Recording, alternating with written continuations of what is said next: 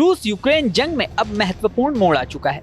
Ukraine का सबसे बड़ा सहयोगी अमेरिका उससे मुंह मोड़ चुका है। यहाँ तक कि अब तक की मदद के बदले यूक्रेन के खनिज संसाधनों पर भी कब्जा करना चाहता है।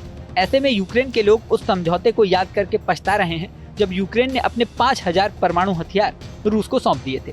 दरअसल 1993 तक अमेरिका और रूस के बाद सबसे ज्यादा परमाणु हथियार यूक्रेन के पास थे, लेकिन बेहतर रिश्तों की चाह में यूक्रेन ने एटमी हथियार का सारा जखीरा रूस को दे दिया था। दरअसल यूक्रेन भी कभी सोवियत संघ का हिस्सा था।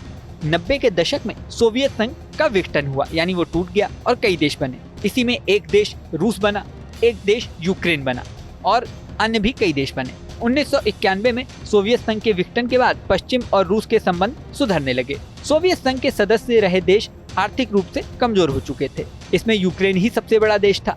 सोवियत संघ में जो देश टूटे थे उन्हें पश्चिम से आर्थिक और कारोबारी सहयोग चाहिए था। उसी दौर में यूक्रेन ने परमाणु हथियारों को खत्म करने की तैयारी शुरू कर दी। वजह थी पश्चिम से अच्छे संबंध बनाना। कीव और मास्को दोनों को उम्मीद थी कि इस फैसले से उनके आपसी रिश्ते भी अच्छे बने रहेंगे। हालांकि कई जानकारों ने उसी समय ये कह दिया था कि यूक्रेन जल्दीबाजी कर रहा है। सोवियत संघ के दौर में न्यूक्लियर बेस के कमांडर रह चुके वोल्दिमीर तोबुल्को बाद में यूक्रेन के सांसद बन गए थे। 1992 में उन्होंने बतौर सांसद ये कहा था कि खुद को परमाणु हथियार मुक्त देश घोषित करना जल्दीबाजी होगी। तोबुल्को का तर्क था कि लंबी दूरी के मारक क्षमता वाले परमाणु हथियार यूक्रेन के पास होने चाहिए। ये विदेशी आक्रमण को रोकने के काम आएंगे। अमेरिका की शिकागो यूनिवर्सिटी के अंतर्राष्ट्रीय संबंधों के प्रोफेसर रह चुके जॉन मेयर्स हाइमर ने भी 1993 में एक आर्टिकल लिखा था। इसमें उन्होंने परमाणु हथियारों के बिना यूक्रेन रूस के आक्रामक रुख का शिकार बन सकता है ये चेतावनी दी थी। हालांकि उस वक्त ऐसी चेतावनी देने वालों की संख्या काफी कम थी और ऐसे लोगों को शांति विरोधी की तरह देखा जाने लगा था। खुद तोबुल्को के तर्कों को यूक्रेन में समर्थन नहीं मिला था। अमेरिका, ब्रिटेन जैसे देश भी यूक्रेन में शांति स्थापित करवाने का आश्वासन दे रहे थे। इसी प्रक्रिया में 5 दिसंबर 1994 को हंगरी के बुडापेस्ट में यूक्रेन, बेलारूस, कजाकिस्तान, रूस, ब्रिटेन और अमेरिका के नेता एक साथ मिले। इन नेताओं ने बुडापेस्ट में मेमोरेंडम ऑफ सिक्योरिटी एश्योरेंस पर हस्ताक्षर किए। 6 पैराग्राफ के इस मेमोरेंडम में बहुत साफ तौर पर लिखा था कि यूक्रेन, बेलारूस और कजाकिस्तान की स्वतंत्रता, संप्रभुता और मौजूदा सीमाओं का सम्मान किया जाएगा। विदेशी शक्तियां इन देशों की संप्रभुता और राजनीतिक स्वतंत्रता में कभी बाधक नहीं बनेंगी।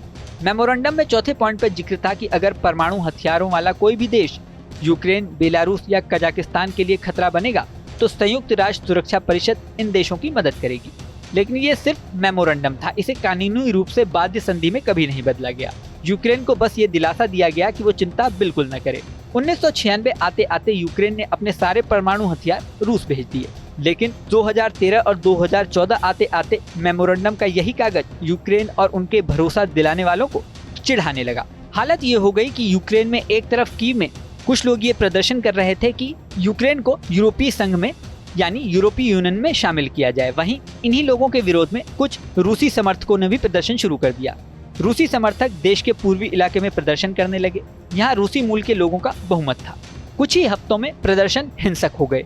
रूस पर आरोप लगने लगे कि वह प्रदर्शनकारियों को हथियार दे रहा है। संघर्ष के बीच मार्च 2014 को रूस ने क्रीमिया को अपने कब्जे में ले लिया। तब से लेकर यूक्रेन और रूस विवाद आए दिन नए जोखिम छू रहा है। अब हालत ये हो गई है कि रूस परमाणु जंग की धमकी दे रहा है और अमेरिका ने अपने हाथ पीछे खींच लिए हैं। अब रूस उस पुरानी संधि को याद करके पछता रहा है। इस वीडियो में फिलहाल इतना ही। बने रहें न्यूज नेशन के डिजिटल प्लेटफॉर्म पर। न्यूज नेशन अब व्हाट्सएप पर खबरों के ताजा अपडेट के लिए न्यूज नेशन के इस QR कोड को स्कैन करें।